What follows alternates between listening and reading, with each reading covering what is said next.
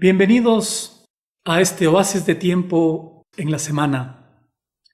En esta oportunidad vamos a estudiar el capítulo 5 de Apocalipsis. La semana anterior habíamos visto una hermosa introducción con respecto a dos fiestas solemnes.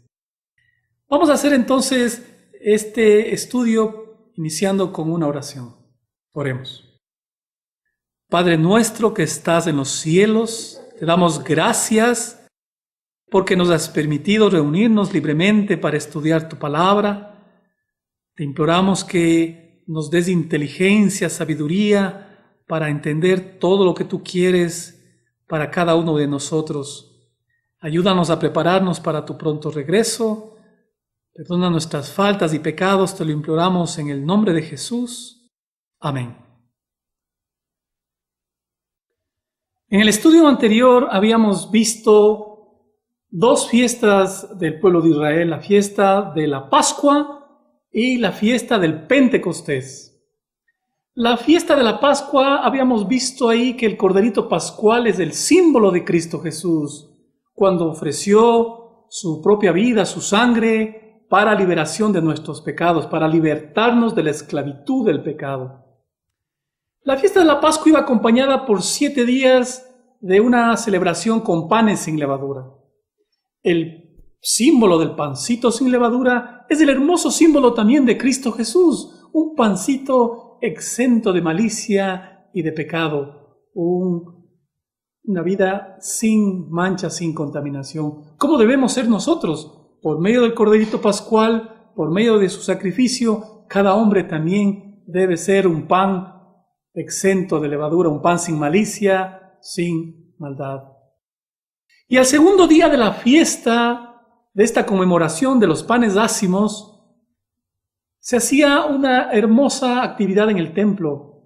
Se hacía la presentación de la gavilla mecida. Se tomaba de los primeros frutos de la cebada ya en Jerusalén y se le ofrecía al Señor en agradecimiento, como un anticipo de la bondad del Señor en la cosecha que venía más adelante. Esa gavilla mecida es el símbolo de Cristo Jesús, el primero de los resucitados, lo mejor de los resucitados, y por medio de quien todos los hombres podemos resucitar para vida. Contando desde el segundo día, desde la presentación de la gavilla mecida, 50 días más adelante se hacía la fiesta del Pentecostés, una conmemoración en agradecimiento de la cosecha, de la mies que estaba ya ahí presente. Y habíamos dicho que entre la fiesta de la gavilla mecida y el Pentecostés, a los 40 días, el Señor ascendió a los cielos. Precisamente ese acontecimiento es el que se describe en el capítulo 5 de Apocalipsis. Lo vamos a ver. Versículo 1.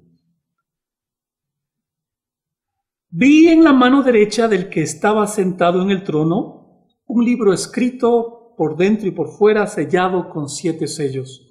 Habíamos visto en el capítulo 4 que el que está sentado en el trono es Dios el Padre. Y está teniendo él ahí un rollo, un libro, sellado con 7 sellos. Y el contenido de ese libro es abundante porque está escrito por dentro y por fuera. El trono del Padre está ubicado en el lugar santo del santuario ya en el cielo. Verso 2.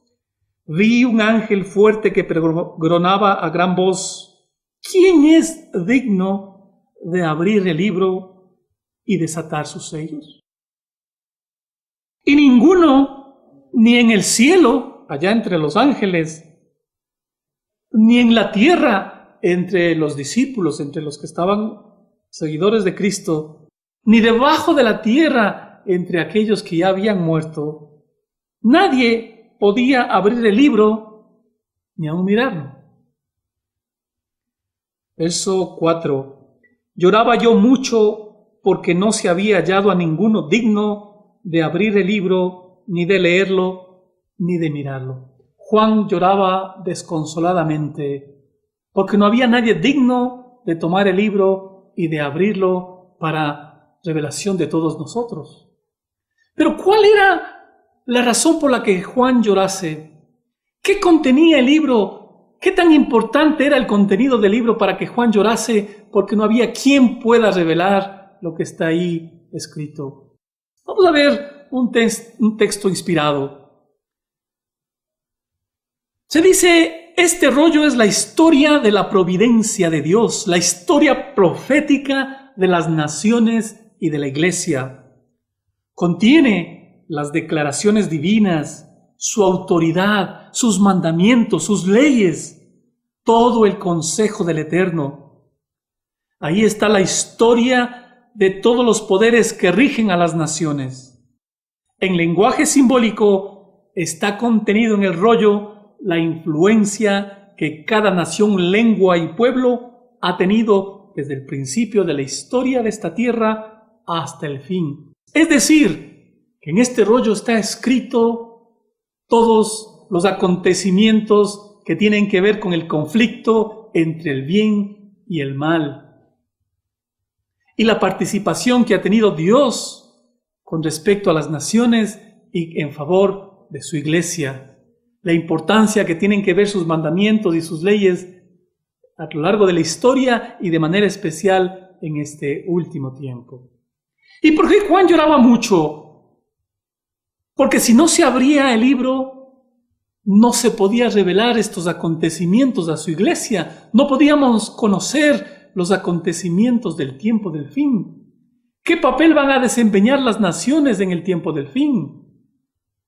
¿Cuál va a ser el rol de la iglesia de Dios en estos tiempos? ¿Y cuál va a ser el punto de importancia, la piedra de toque en este último tiempo con respecto a sus mandamientos, especialmente el cuarto mandamiento? Pero un ser celestial viene a consolarle a Juan. Miremos lo que pasa en el versículo 5. Y uno de los ancianos me dijo, no llores. He aquí el león de la tribu de Judá, la raíz de David, ha vencido para abrir el libro y desatar sus 7 sellos. En este verso contiene la esencia del capítulo 5 y se describe de una manera maravillosa aquel que era digno. Se describe a Cristo Jesús como el león de la tribu de Judá, la raíz de David. El evangelista Mateo describe muy bien la genealogía de Cristo Jesús como uno que venía de la familia de David y que venía desde la familia de Abraham. Y otro evangelista describe inclusive más ampliamente y describe que venía de la descendencia desde Adán. Cristo Jesús, el Hijo del Hombre, el Hijo de Adán, la raíz de David, pero también Hijo de Dios. En Cristo Jesús confluían 2 naturalezas, la naturaleza divina como Hijo de Dios y la naturaleza humana como Hijo del Hombre. Y en esta condición precisamente describe el profeta Juan. Él ha vencido para abrir el libro y desatar sus 7 sellos. La victoria de Cristo Jesús en esta tierra fue la victoria de todo hombre. Fue la victoria que todo hombre tiene que hacer con respecto a la tentación y al pecado. Cristo Jesús salió victorioso. En toda su vida el enemigo, el engañador le acechó, pero Cristo Jesús nunca pecó. Se mantuvo siempre impecable a la ley de su Padre. El hacer tu voluntad, oh Dios mío, me ha agradado, dijo él, y tu ley está en medio de mi corazón. Cristo Jesús jamás se apartó de la ley de su Padre. Obtuvo la victoria sobre los pecados hasta la cruz. Vamos a ver unos textos que nos describen este bellísimo acontecimiento. El libro de Romanos, capítulo 1, verso 3 y 4, dice el apóstol Pablo acerca de su Hijo, quien según la carne era de la descendencia de David, que fue declarado Hijo de Dios con poder según el Espíritu de Santidad por la resurrección de los muertos. Cristo Jesús, dice el apóstol Pablo, según la carne, de la descendencia de David. Cristo Jesús, nacido de María, tomó la naturaleza humana que había en ese tiempo, la naturaleza de un hombre en su condición caída como hijo de David, pero también declarado, dice, Hijo de Dios con poder según el Espíritu de Santidad por la resurrección de entre los muertos. En Cristo Jesús confluían las dos naturalezas. Veamos San Juan, capítulo 1, verso 14. Y aquel verbo fue hecho carne. El Hijo de Dios se vació a sí mismo y tomó la carne que había en ese tiempo, la tomó de María. Una carne como la nuestra, con nuestra misma naturaleza. Vino a este mundo, habitó entre nosotros, y dice el apóstol Juan, vimos su gloria, la gloria como el unigénito del Padre, lleno de gracia y de verdad. Cristo tomó sobre sí a la humanidad, tomó a nuestra familia, adoptó la naturaleza humana caída del hombre. Pero eso no quiere decir que Cristo haya participado del pecado, porque tener la naturaleza caída del hombre, eso no es pecado, porque pecado, dice el apóstol, es la infracción de la ley. Todo hombre cuando viene a este mundo con esta naturaleza caída, eso no es pecado. Cuando un niño repite los pecados del padre y se va en contra de la ley de Dios, ahí se puede decir que ese niño es un pecador. Se puede decir que alguien es un pecador. Los hijos no heredan los pecados del Padre. El alma que pecare, esa morirá. Cristo Jesús vino a este planeta con nuestra misma naturaleza. Pero teniendo esta naturaleza caída, Él jamás pecó. Vamos a ver un texto interesante en el libro de Gálatas 4, versos 4 y 5. Pero cuando vino el cumplimiento del tiempo, Dios envió a su Hijo, nacido de mujer y nacido bajo la ley. ¿A qué tiempo se refiere aquí? Sin duda a los tiempos proféticos del libro de Daniel capítulo 9, cuando se establece aquellas mediciones en tiempos proféticos sobre el nacimiento del Mesías. En el cumplimiento del tiempo, Dios envió a su Hijo, nacido de mujer. Cristo Jesús vino en una época cuando habían pasado ya 4,000 años de degeneración. Y Cristo Jesús tomó la naturaleza humana que había en ese tiempo. Nació de mujer y nació bajo la ley. Eso quiere decir que Cristo Jesús, bajo la ley de la herencia, tomó nuestra misma naturaleza. Y también estaba bajo la ley, como todo hombre, bajo la ley de Dios. Pero alguien podría decir, ¿y cómo es que en el libro de Salmos, capítulo 51, verso 5, dice, en maldad he sido formado y en maldad me concibió mi madre? Pues David se está refiriendo precisamente a la ley de la herencia. Cuando uno es concebido, adopta uno la naturaleza humana que hay en ese momento de los padres. Pero tomar esa naturaleza en la condición caída no es ser pecador, no es que uno haya pecado. Solamente cuando uno, libre y voluntariamente, se va en contra de la ley de Dios, puede ser considerado un pecador. En el libro de Romanos, capítulo 8, verso 3, dice lo siguiente: porque lo que era imposible para la ley, por cuanto era débil por la carne, la ley de Dios que me muestra el pecado, la ley por sí misma no me puede perdonar, la ley por sí misma no me puede redimir. Pero la ley de Dios, que es santa, justa y buena, me puede llevar a Cristo. Porque el propósito de la ley es Cristo. El propósito de la ley es llevarme a Cristo. El apóstol dice, donde abundó el pecado, pues ahí está la ley señala el pecado. Ahí mismo abundó la gracia, porque la ley me lleva a Cristo, quien sí me puede perdonar, quien sí me puede transformar. Dios entonces, como la ley no me podía perdonar, Dios entonces envió a su Hijo a semejanza de carne de pecado. Y a causa del pecado, condenó al pecado en la carne. Cristo vino en semejanza de carne de pecado, semejante a nosotros, como uno de nosotros. Pero Él condenó al pecado en la carne. Nunca afloró ningún pecado en Cristo Jesús. Cristo Jesús mantuvo a la naturaleza humana sujeta y nunca pecó.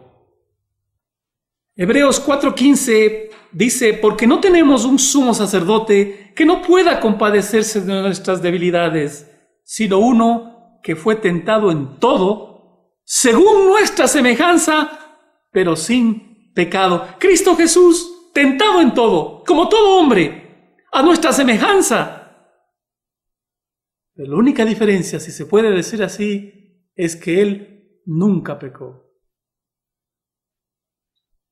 A diferencia de nosotros que siempre hemos pecado.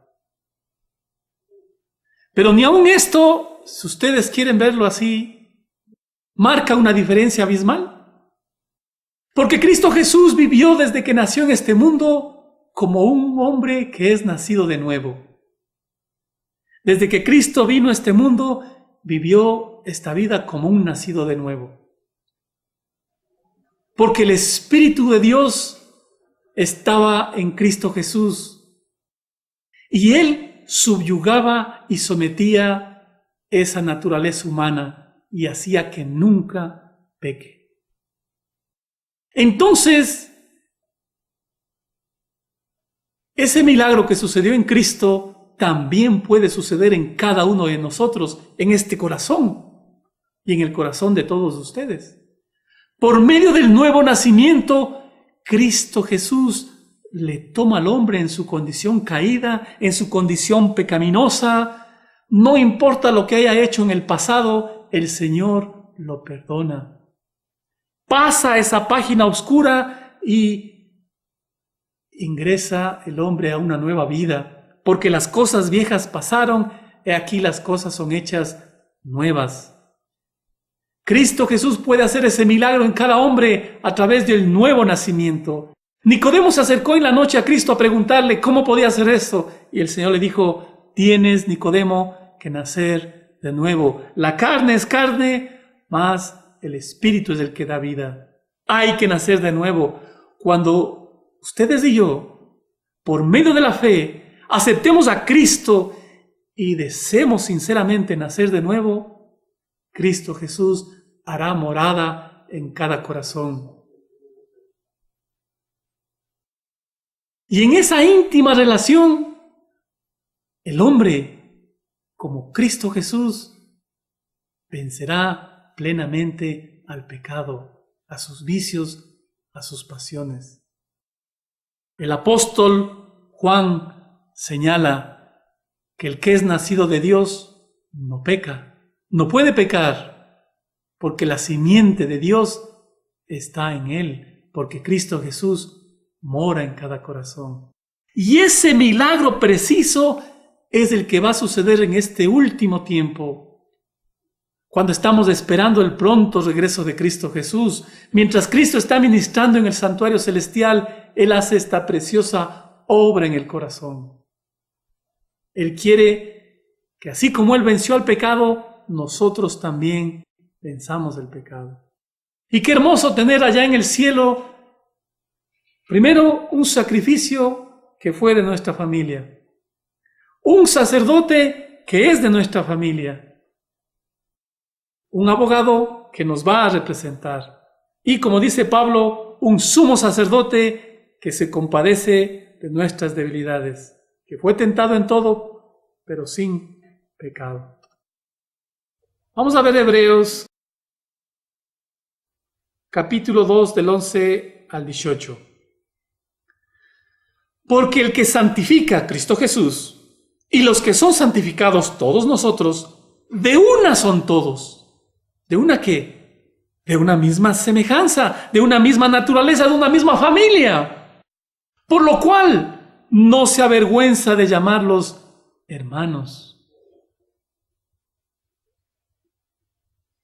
diciendo: anunciaré a mis hermanos tu nombre, en medio de la congregación te alabaré. Cristo Jesús no tiene ninguna vergüenza de haber tomado nuestra naturaleza caída.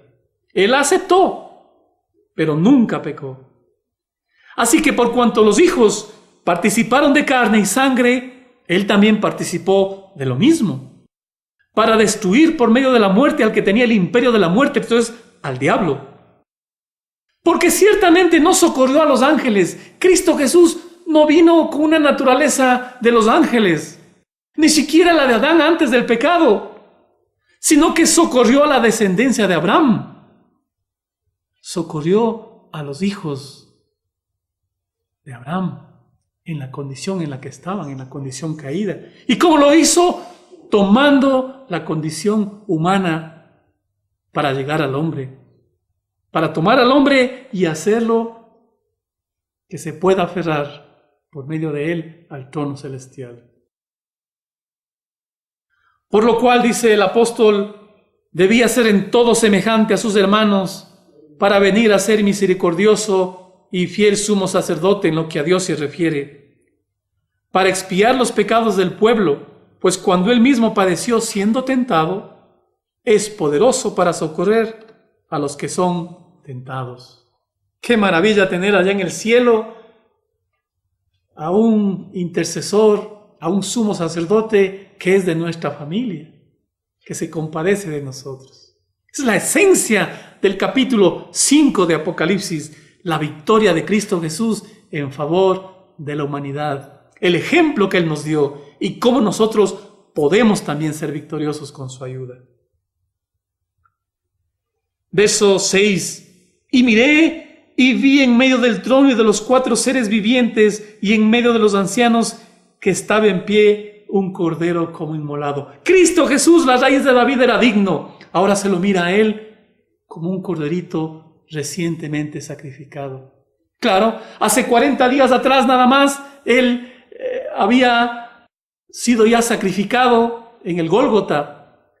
Y un día domingo había resucitado cuando se presentaba la gavilla. Habían pasado 40 días y ahora estaba ya presentándose ante el Padre como corderito inmolado. Es una hermosa presentación que se hace a Cristo en el libro de Apocalipsis. Se lo ve como el león de la tribu de Judá y se lo ve como el corderito sacrificado. Estos dos símbolos representan la unión del poder omnipotente como león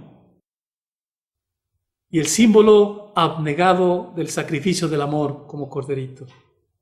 Es el león de Judá, tan terrible para los que rechazan su gracia, pero es el Cordero de Dios para el obediente y para el fiel. Cristo Jesús se presenta ante el Padre. Se dice de Él que tenía 7 cuernos. Los cuernos son símbolos de poder, de autoridad. Cuando Cristo Jesús subió a los cielos, fue recibido por los ángeles, fue recibido por su Padre en el cielo, y se le volvió a dar toda la autoridad que tenía antes de que descendiese acá a esta tierra y tome la forma humana. El Señor se humilló a sí mismo tomando la forma de siervo.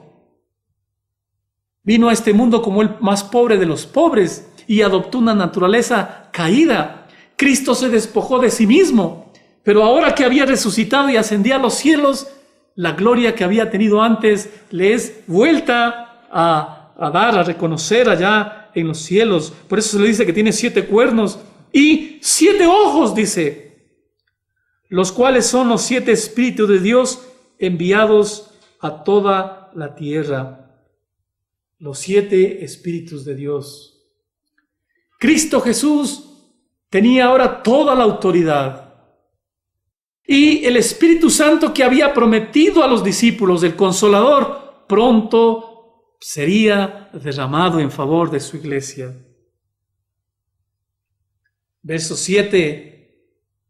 Vino, se acercó ante el Padre y tomó el libro de la mano derecha del Padre.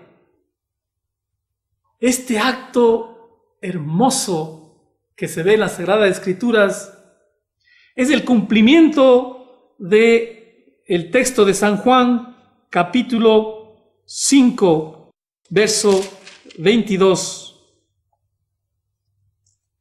que dice lo siguiente: porque el Padre a nadie juzga, sino que todo el juicio le dio a su Hijo.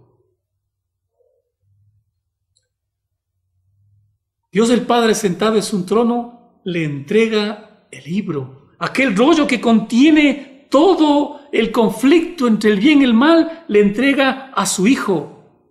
Le da toda la autoridad al Hijo, y el juicio inclusive le es dado a Cristo Jesús. ¡Qué maravilla! Tenemos allá en el cielo uno que fue parte de nuestra familia, que murió como corderito en favor de todos nosotros, que subió a los cielos y es nuestro abogado intercesor, nuestro sacerdote, y también es nuestro juez. ¡Qué maravilla! Por eso es que Cristo es el alfa y el omega. Cristo es el principio y el fin. Él es el todo en todo dentro del plan de la salvación. A Él sea toda la gloria.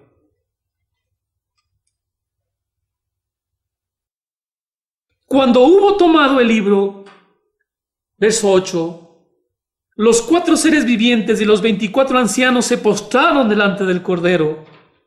Hay un júbilo en el cielo cuando el Padre abraza a su Hijo y le pide que adoren al Hijo. El Señor es en esta ceremonia reconocido como Rey, porque es del linaje de David. Es reconocido como sacerdote y también ahora es reconocido como juez de todos nosotros. Hay un júbilo en el cielo, hay una alegría enorme.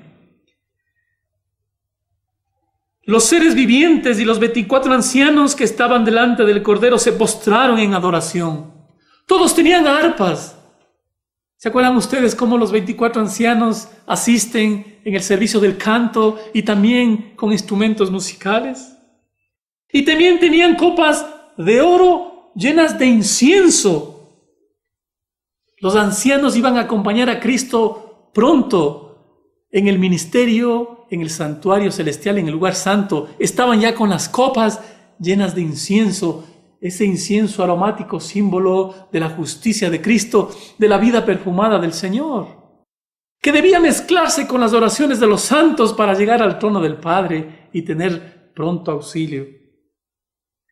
Y cantaban, dice en el verso 9, un cántico diciendo: digno eres de tomar el libro, de abrir sus sellos, porque tú fuiste inmolado. Con tu sangre nos has redimido para Dios de todo linaje, lengua, pueblo y nación. Y nos has hecho para nuestro Dios reyes y sacerdotes, y reinaremos sobre la tierra. Y miré y oí la voz de muchos ángeles alrededor del trono y de los seres vivientes y de los ancianos, y su número era millones de millones. Hay un júbilo en el cielo, hay un cántico en el cielo, antifonal, sagrado. A través de esta ceremonia hermosísima en el cielo, el Padre ha recibido a Cristo Jesús. Se le ha dado toda la autoridad, toda potestad le ha sido dada en el cielo, así también acá en la tierra. El Señor está pronto para iniciar su servicio sacerdotal. Pero tal como habíamos visto en el estudio anterior, en el libro de Levíticos, Cristo Jesús debía ser preparado, debía ser vestido con las vestiduras pontificias. Cristo Jesús debía ser ungido con el óleo santo. Eso es lo que describe el libro de los Hebreos. Verso 9 del capítulo 1. Has amado la justicia y aborrecido la maldad, por lo cual te ungió Dios, el Dios tuyo, con óleo de alegría más que a tus compañeros. Cristo Jesús fue preparado, fue vestido y fue ungido con el óleo de la alegría. Y de la misma manera que Aarón, luego de que se hacían los sacrificios, era rociado con aceite y sangre, Cristo Jesús, como lo vimos la semana anterior, cuando estaba en el pretorio con Pilatos y le pusieron una corona de espinas y la sangre chorreó sobre su barba, pues ahora la sangre que se chorreó en su momento, ahora cuando estaba Cristo Jesús en los cielos, se le ungió también con el óleo de la consagración. Regresemos al libro de Apocalipsis. En el verso 12, decían a gran voz, el Cordero que fue inmolado es digno de tomar el poder, la riqueza, la sabiduría, la fortaleza, la honra, la gloria y la alabanza. En el cielo se prorrumpe en una alabanza universal. Todos los seres creados alaban al Señor. Los 4 seres vivientes decían amén, y los 24 ancianos se postraron sobre sus rostros y adoraron al que vive por los siglos de los siglos. Cuando Cristo Jesús llevó las primicias, llevó a los frutos en esta tierra, a los frutos de sus sacrificios, llevó una compañía de resucitados y los presentó ante el Padre. Hay un júbilo en el cielo y se canta este bellísimo canto antifonal. De la misma manera, cuando el Señor venga por segunda vez a esta tierra y se lleve a toda la cosecha de los resucitados y sean llevados a las mansiones celestiales, nuevamente se volverá a expresar este cántico de alabanza universal. Así sucedió cuando se llevó Cristo Jesús a los primeros frutos y así sucederá cuando se haga la cosecha de todos los resucitados. Cuando se abrió el 7º sello, se hizo silencio en el cielo como por media hora. Aproximadamente media hora, dice el apóstol. Esto equivale a los 7 días de consagración, tal como en el libro de Levíticos el sacerdote debía estar consagrándose antes de iniciar el servicio como sacerdote en el santuario celestial. De la misma manera, entonces, 40 días pasó Cristo Jesús aquí en la tierra. 3 días aproximadamente llevó esta hermosa ceremonia en el cielo. Y cuando Cristo Jesús abrió el último de los sellos, del 7º sello, se hizo silencio en el cielo como por media hora. La hueste celestial que acompañó en silencio reverente a Cristo Jesús en este espacio de tiempo para su consagración. Y al final de los 7 días se completan los 50 y viene la fiesta del Pentecostés, que se describe desde el verso 2 hasta el 5. Les invito para que en el próximo estudio revisemos el capítulo 6 y el 7, que habla de los 6 primeros sellos.